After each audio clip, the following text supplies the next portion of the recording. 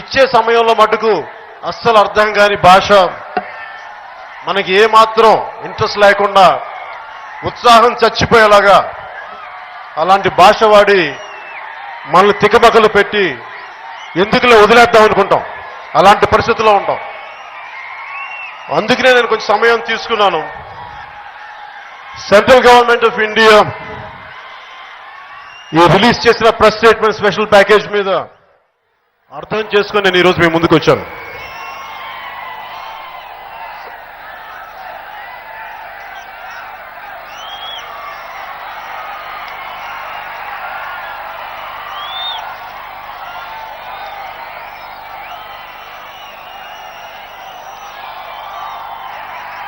చాలాసార్లు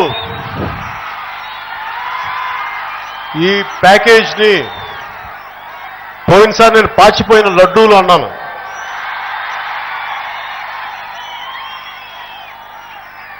అంటే నాకు అవగౌరవపరచడమో ఇవన్నీ కాదు, కానీ ఎనలైజ్ చేసిన తర్వాత ఈ ప్యాకేజ్లో వాళ్ళు కొత్తగా ఇచ్చింది ఏమీ లేదు. మనకు రావాల్సిందే ఇచ్చారు, అంతకుమించి కొత్తగా అయితే ఏమీ ఇవ్వలేదు. కేంద్ర మంత్రి వెంకయ్యనాయుడు గారు, మంత్రివర్యులు, చాలా మంచిది ప్యాకేజ్, రాష్ట్ర ప్రభుత్వం కూడా చాలా మంచిది అని చెప్పి అని చెప్తా ఉన్నారు. నా ఉద్దేశం ఏంటంటే, పార్లమెంటు తలుపులు మూసి రాష్ట్రాన్ని విభజించవచ్చు, ఎంపీలు పెప్పర్ స్ప్రేలు కొట్టొచ్చు, తలుపులు మూసి రాష్ట్రాన్ని పద్ధతి పాడు లేకుండా అడ్డగోలుగా విభజించవచ్చు. అలాగే స్పెషల్ స్టేటస్ ఇవ్వకపోతే ప్రాణాలు ఆరిపోతాయని అరుపులు కూడా వినొచ్చు. అవే గొంతులు స్పెషల్ స్టేటస్ రాకపోతే ఏమీ అవ్వదు, పరుసు వేయదు అన్న మాటలు వినొచ్చు. అలాగే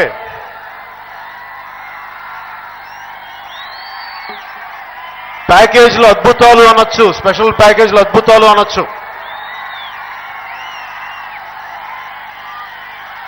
ఇవ్వని స్పెషల్ స్టేటస్కి హీరోలు అయిపోయిన వాళ్ళు ఉన్నారు, చట్టబద్ధత లేని స్పెషల్ ప్యాకేజ్కి సన్మానాలు చేయించుకున్న వాళ్ళు ఉన్నారు. ఏదన్నా అంటే స్పెషల్ స్టేటస్ మంత్రిదండం కాదు, పరుసువేది కాదు అంటారు. ఏదన్నా మాట్లాడితే, ఇంకా ఏదన్నా అడిగితే స్పెషల్ స్టేటస్ అనేది ఒక ముగిసిపోయిన అధ్యాయం అంటారు. ఢిల్లీ చట్టసభల్లో కూర్చున్న మీకు, రాష్ట్ర ప్రభుత్వం అండగా ఉన్న మీకు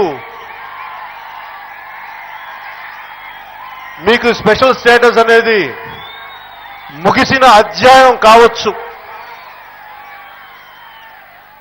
కానీ కరువు కోరల్లో చిక్కుకున్న అనంతపురం లాంటి జిల్లాకి ఇది ఒక అమృతపు చుక్క. ఇది దయచేసి అంత తేలిగ్గా మాట్లాడకండి.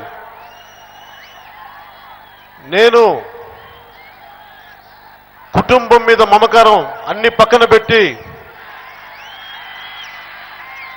తెలుగుదేశం పార్టీకి కానీ, భారతీయ జనతా పార్టీకి కానీ, కేంద్ర నాయకులకు కానీ నేను వంత పాడానంటే మనందరికీ, మీ అందరికీ అనంతపురం జిల్లా కరువుతో సహా పోతుంది, సరైన నిధులు వస్తాయన్న ఒకే ఒక్క ఆలోచనతో నేను వాళ్ళకి మద్దతు పలికాను. కానీ అవి జరగనప్పుడు, ఆ మాటలు నిలుపుకోలేనప్పుడు నేను ఖాళీగా కూర్చున్న మనిషిని కాదు, ఉత్త చేతులతో జీహుజూర్ అని ఆడే బానిసని కాదు. నేను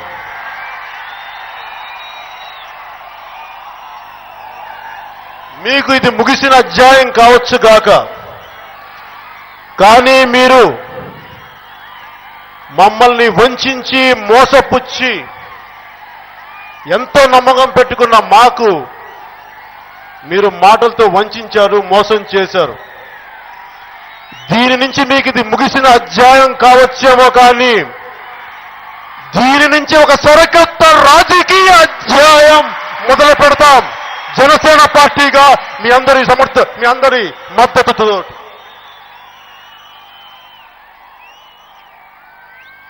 దండాలు పెట్టి మరి ఓట్లు అడిగి అందరం ఎక్కి కూర్చున్నాక ప్రజల్ని మర్చిపోతారు, మనుషుల్ని మర్చిపోతారు.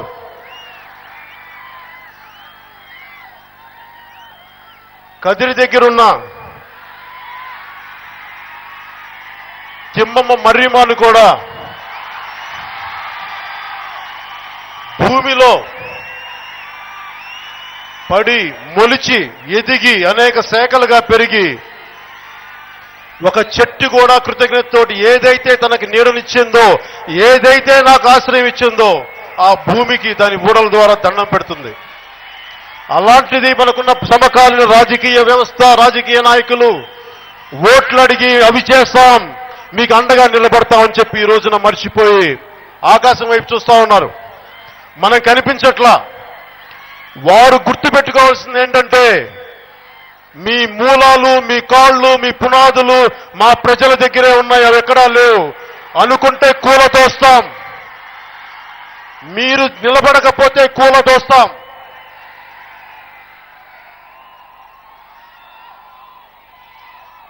ఈ స్పెషల్ ప్యాకేజ్లో తలా ఒక మాట మాట్లాడతారు. Arun Jaitley garu, finance minister, union finance minister Shri Arun Jaitley garu 2,03,000 కోట్లు ఇస్తున్నామంటారు. శ్రీ వెంకయ్యనాయుడు గారు 2,25,000 కోట్లు ఇస్తున్నామంటారు. వాళ్ళిద్దరి మధ్యలో వ్యత్యాసమే 23,000 కోట్లు ఉంది. ఇద్దరు ఒకటే కేంద్రం నుంచి వస్తున్నారు. ఒకళ్ళేమో 2,03,000 కోట్లు అంటారు, ఇంకొకళ్ళేమో 2,25,000 కోట్లు అంటారు. ఈ మధ్యలో ఆ తేడాలో ఇంకొక పోలవరం ప్రాజెక్టే ఉంది 23,000 కోట్లకి. సో వాళ్ళ మాటల్లోనే స్పష్టత లేదు. రాష్ట్రం విడగొట్టినప్పుడు తలుపులు మూసి ఒక క్లారిటీ లేకుండా ఎలా విడగొట్టారో, ఈ స్పెషల్ ప్యాకేజ్ ఇచ్చేటప్పుడు కూడా అర్ధరాత్రి ఇచ్చారు. ఏదో కొంపలు ముగిపోయినట్టుగా. ఎవరికి భయపడి మీరు ఇచ్చారు? ఎవరి గురించి ఆలోచించి మీరు ఇచ్చారు? ఏ ప్రజల కోసం భయపడి ఆలోచించారు? దేనికి? మీరు ప్రజలకి నిజమైన న్యాయం చేయాలనుకుంటున్నప్పుడు చాలా ప్రశాంతంగా చేయొచ్చు కదా. అర్ధరాత్రి అపరాత్రి ఎందుకు? మీరు దాంట్లోనే తెలుస్తుంది మీరు మమ్మల్ని వంచిస్తున్నారు, మోసం చేస్తున్నారు. దాంట్లో ఎలాంటి చట్టబద్ధత లేదు. మీరు కావాలనే మమ్మల్ని వంచిస్తున్నారు ఇంకొకసారి అని మాకు ప్రగాఢంగా నమ్మకం కలుగుతోంది.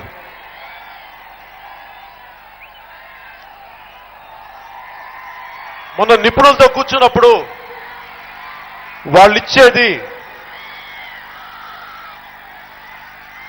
కేంద్ర ఆర్థిక సంఘం 1,70,000 కోట్లు చిల్లర ఇవ్వాల్సి వస్తుంది. దీనికి ఏంటంటే ఇది అన్ని ట్యాక్సెస్ అన్ని కలెక్ట్ చేసి ఒక కామన్ పూల్కి వెళ్ళి, నేషనల్ కామన్ పూల్కి వెళ్ళాక ఏ రాష్ట్రం వాటా ప్రకారం ఇవ్వాలి. ఇది వీళ్ళు స్పెషల్ ప్యాకేజ్ అనౌన్స్ చేసినా చెయ్యకపోయినా ఇది మనకి వచ్చేదే ఇచ్చేది. దీనికి చట్ట ప్రకారం మనకు వచ్చేది. ఇది ఎలా ఉందంటే వీళ్ళు ఇచ్చింది ఇంట్లో ఉన్న ఆలికి అన్నం పెట్టి ఊరికి ఉపకారం చేసినట్టు మాట్లాడుతున్నారు కేంద్రం. దానికి మన రాష్ట్ర ప్రభుత్వం ఆహా ఆంధ్రభోజ, ఓహో ఆంధ్రభోజ అని చెప్పి చప్పట్లు కొడుతున్నారు, మెచ్చుకుంటున్నారు, సన్మానాలు చేయిస్తున్నారు, సన్మానాలు చేయించుకుంటున్నారు.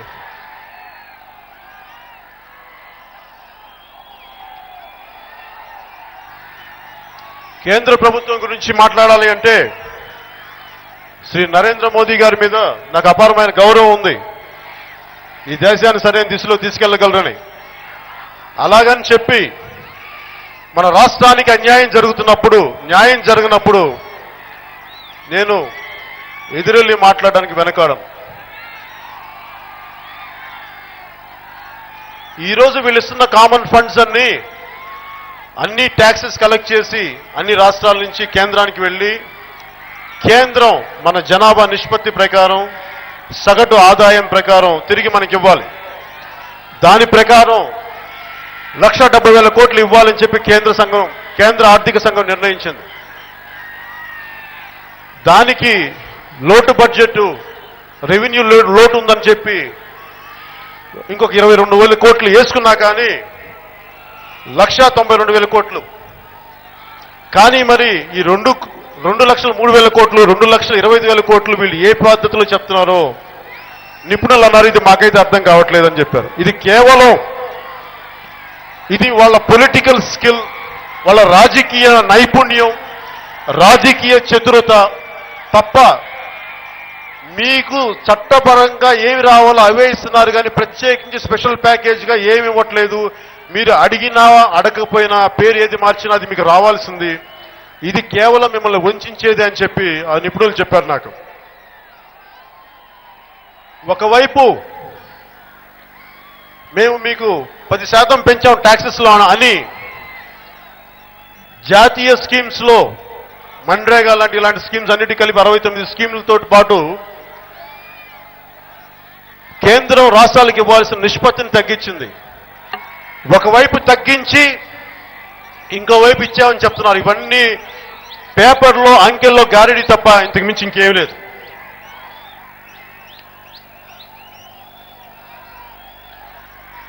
సుజనా చౌదరి గారు, ఎంపీ సుజనా చౌదరి, కేంద్ర మంత్రి సుజనా చౌదరి గారు స్పెషల్ స్టేటస్ గురించి మాట్లాడితే ఆయన ఏమంటున్నారంటే, ఒకప్పుడు ఇండియన్ ఎయిర్లైన్స్ ఉండేది, ఇప్పుడు ఇండియన్ ఎయిర్లైన్స్ తీసేసి మనం ఎయిర్ ఇండియా కింద మెర్జ్ చేసాం. అంత మాత్రాన్ని సర్వీసెస్ ఆగిపోయినా సర్వీసెస్ మారిపోయినాయా, ఏమైంది, వెళ్లాల్సిన వాళ్ళు ప్రయాణాలు ఎలాగే చేస్తారు, దీన్ని బేస్ చేసుకొని మీరు అదే కావాలి ఎయిర్ ఇండియా కావాలి అని కూర్చుంటే పిచ్చితనం అని అన్నారు.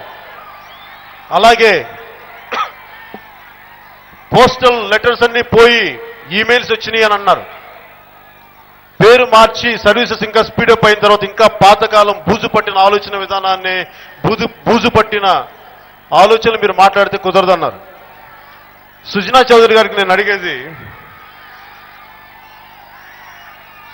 ఆ విమానాలు ఎగురుతాయి మీరు చెప్పే ఎయిర్ ఇండియా విమానాలు, కానీ మీరు ఇచ్చే స్పెషల్ ప్యాకేజ్ విమానం ఆగిపోయింది, నిలబడిపోయింది. అది కేవలం ఒక పేపర్ విమానమే. అది ఎక్కడికి ఎగరదు, కేవలం పేపర్లోనే ఉంది. మీరిచ్చే స్పెషల్ ప్యాకేజీకి చట్టబద్ధత లేదు, ఇవ్వలేదు కూడా. దానికి కారణం కూడా ఈరోజు మీకు చెప్తాను నేను. మీకు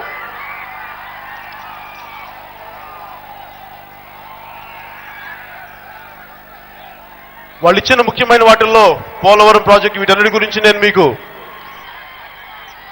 కొంత విసుగు కలిగించినా కానీ కొంచెం శ్రద్ధతోటి నా మాట వింటే తర్వాత మన అనంతపూర్ గురించి, మన అనంతపూర్ సమస్యల గురించి, మన అనంతపూర్కి జనసేన ఎలా చేయబోతుంది, ఎలా నిలబడబోతుంది, రాయలసీమ కరువు గురించి మనం ఎలాంటి పోరాటం చేయబోతున్నాం, వాటి గురించి మాట్లాడుతాను. వాటికి వెళ్ళబోయే ముందు వారు ఏదైతే స్పెషల్ ప్యాకేజ్ అనౌన్స్ చేశారో దాని గురించి మాట్లాడతాం.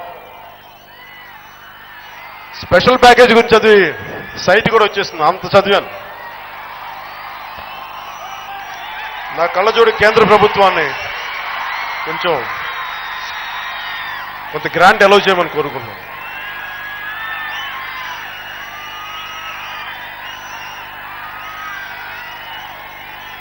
ఈ పోలవరం ప్రాజెక్టు ఒక 3 రకాల ప్రాజెక్ట్. ఇది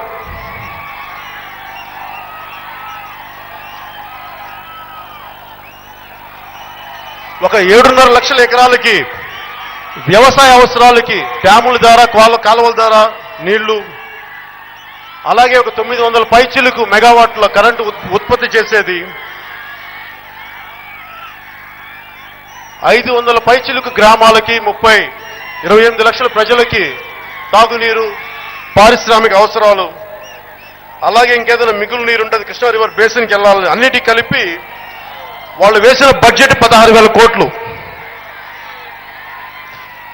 దాంట్లో వాళ్ళు చాలా పక్కాగా రాశారు. ఇక్కడ కేవలం కేంద్రం ఇచ్చేది ఇరిగేషన్ ప్రాజెక్టుగా ఇస్తాం. దానికి ఎంత ఖర్చు అవుద్దో దానికి 100% ఇస్తాం తప్ప మిగతా వాటికి కాదని చెప్పి చాలా క్లియర్గా రాశారు. ఇది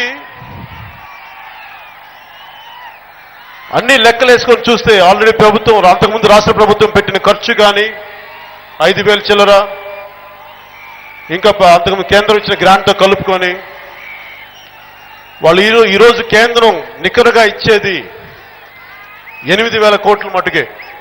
దీనికి వాళ్ళు నేషనల్ ప్రాజెక్ట్ అని పేరు పెట్టారు. కేవలం వాళ్ళు చెప్పేది మాకు మేము ఇవ్వగలిగేది ఇరిగేషన్ ప్రాజెక్టు తప్ప ఇంకా దేనికి కాదని తేల్చి చెప్పారు. మరి ఏ విధంగా పోలవరం ప్రాజెక్టుకి జాతీయ స్థాయి ప్రాజెక్టు అయిందో నాకు ఈ రోజుకి అర్థం కావట్లేదు. దానికి రాష్ట్ర ప్రభుత్వం కేంద్రం సమాధానం చెప్పి తీరాలి. ప్రత్యేకించి ఇక్కడ రాశారు, the central government will fund the Polavaram irrigation project in the following manner. It will provide 100% of the remaining cost of the irrigation component only of the project అని రాశారు. ఇది మీరు చాలా భయంకరంగా వంచిస్తున్నారు. మీరు నేషనల్ ప్రాజెక్ట్ అని చెప్పి కేవలం ఫుల్ ఫ్లెడ్జ్ తీసుకోవట్లేదు. దీనికి రాష్ట్ర ప్రభుత్వం ఏం సమాధానం చెప్తుందో నేను అడుగుతున్నాను మిమ్మల్ని.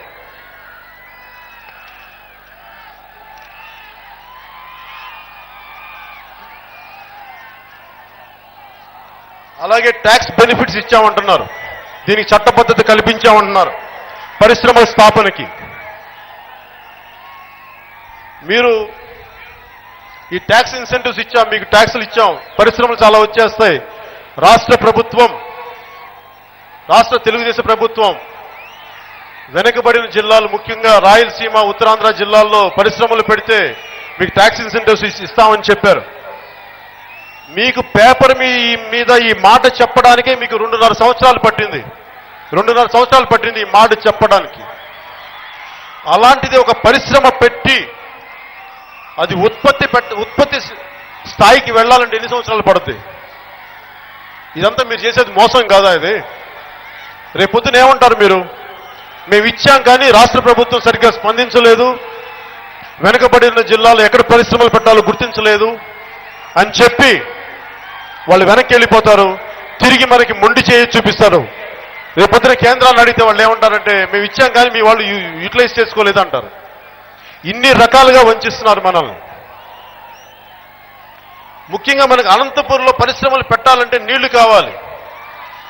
సుక్క నీరు లేని కరువు కోరల్లో తల్లడిల్లే అనంతపురికి పరిశ్రమలు రావాలంటే నీరు లేకుండా ఎలాంటి పరిశ్రమలు పెడతారు?